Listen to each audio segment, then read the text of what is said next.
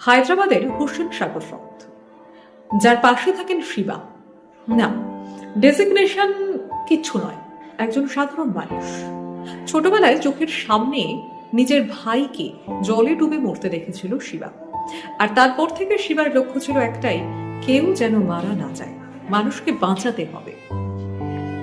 শিবার জীবনের লক্ষ্য উদ্দেশ্য একটাই।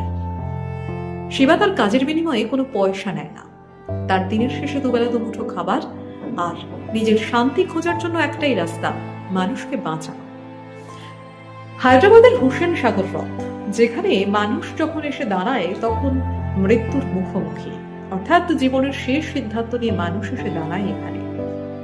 লাস্ট 20 বছরে আত্মহত্যার পর থেকে প্রায় 100 জন মানুষকে ফিরিয়ে জীবনের মূল স্রোতে নিয়ে এসেছে শিবা। শিবা সবাইকে বাঁচাতে পারে এমনটা নয়, কিন্তু যাদের বাঁচাতে পারে না তাদের ডেড বডিটাই বিষাক্ত জল থেকে তুলে নিয়ে আসে। No life jacket, no life সেভার।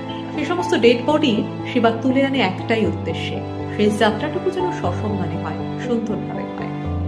শিবার কোনো ডেজিগনেশন নেই, একটাই ডেজিগনেশন, মানুষ।